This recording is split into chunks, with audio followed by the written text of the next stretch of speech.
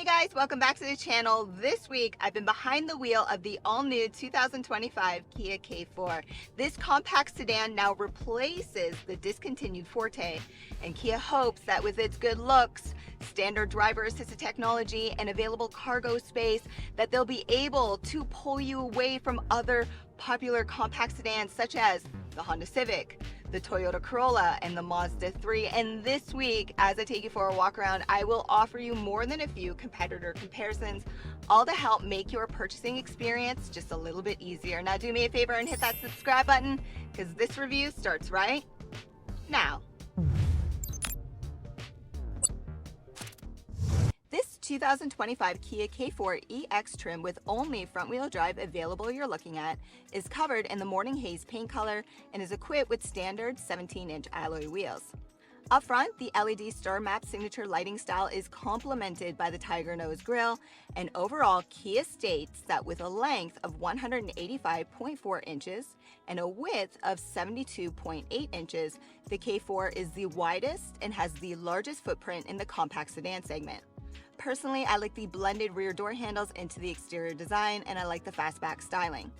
Kia's signature LED Star Map design lights continue on the rear, and if you choose to purchase this mid-level K4 EX trim, MSRP pricing will begin at just under $29,100 Canadian or just under $24,000 US.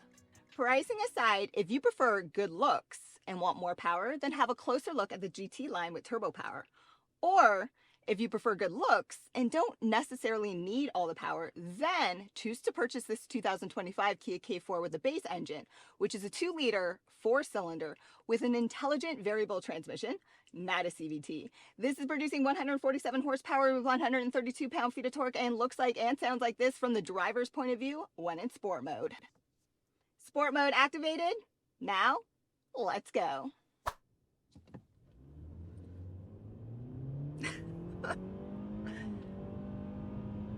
Yeah, about as terrible as you would expect, but if you choose to purchase the GT line with turbo engine, you gain 43 horsepower for a total of 190 horsepower. So here are a few interesting fast facts that you should know while you're trying to make your purchasing decision.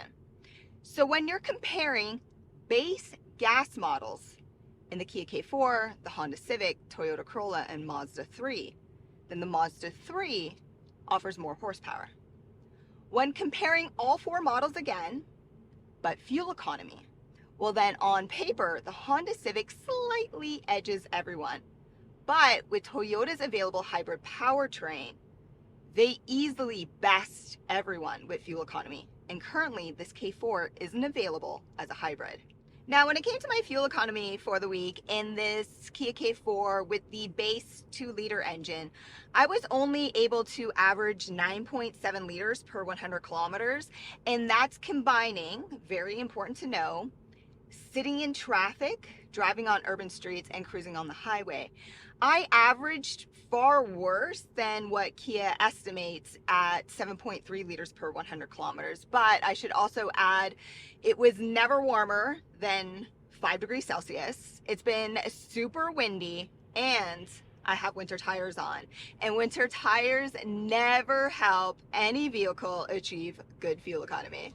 My industry favorite smart trunk is standard across the K4 lineup. So with the key fob in your pocket purse or hand, simply approach the rear of the vehicle and the trunk door will automatically open for you. Now, when it comes to overall cargo space with the rear seats up, the K4 offers 413 liters or 14.6 cubic feet of space. The Civic offers 419 liters or 14.8 cubic feet of space. The Corolla offers 371 liters or 13.1 cubic feet of space, and the Mazda 3 offers 374 liters or 13.2 cubic feet of space. So overall, the Honda Civic edges all, but it's a very close battle against the K4. Other features include convenient release handles to lower the rear seats from the trunk area and a temporary spare tire under the trunk floor. Kia suggests that the K4 offers best-in-class leg space. So for example, when comparing the K4 to the Toyota Corolla hybrid I just reviewed, well, this compact sedan offers 3.2 inches of extra leg space, but the Toyota Corolla Hybrid offers 0.1 inches of extra head space. But to provide you with a visual, if you're familiar with my channel, I'm only 5'3.5" technically, and I have tons of leg space, and head space is really good too. I'm not going to complain. What I will complain about is the lack of armrest. So there's no armrest back here, so you also lose the two traditional cup or bottle holders that typically come with the armrest. And just like the Corolla Hybrid, the side door storage sucks. You can pretty much only fit one juice box on each side, but you do receive one mesh storage pocket behind the front passenger seat. Now in Canada, we have vents back here. In the US, pay attention when you visit your local Kia dealership because you probably won't receive vents in your EX, but we all receive two USB-C ports. So again, for clarity this week, I'm reviewing the K4 EX trim in Canada, which is slightly different than the EX trim in the US. And before I hit the road to speak about my final driving impressions, I will point out some of those differences. But first, across the lineup as standard, you receive a remote start feature. And then all the seats throughout are premium cloth. But if you're like me and you prefer a sunroof, well then you have to level up a trim or ask about packages. Then these front seats are both manual to adjust. No power operation going on here. And then in Canada, in the EX trim, these seats are heated. In the US, you have to level up a trim. Then the steering wheel is also heated, and on the left-hand side, you're going to find your adaptive cruise control settings. You could also customize the center portion of your digital driver cluster, and then you have your drive mode selector. On the right-hand side, you'll find your Bluetooth, your voice commands, and shortcuts for your audio sound system. Then in Canada, you do not have in the EX trim a digital screen here for your HVAC controls. In the US, you receive with the EX trim that as standard. I actually don't mind not having it because I prefer the hard buttons that we both receive in the EX because it minimizes fingerprints. Speaking about fingerprints, moving to the 12.3-inch digital infotainment system. This is standard across the lineup. If you're looking for navigation, that is standard on the top trims, but Android Auto and Apple CarPlay are both wireless and standard across the lineup. Here are some of my go-tos. So first thing you're going to want to do is give it a swipe, look for setup, and then vehicle. So you receive a lot of driver assisted technology such as automatic high beams, LED lights, adaptive cruise control, blind spot monitoring, and a great rear view camera. It offers really good resolution. I was actually quite impressed. Those are just some of the more popular ones, but you receive a lot, so go through it and either activate or deactivate the features you don't want to use. Then you can use a shortcut here for your doors. For that smart trunk, in order for it to work, you have to activate the feature or it's not going to work for you.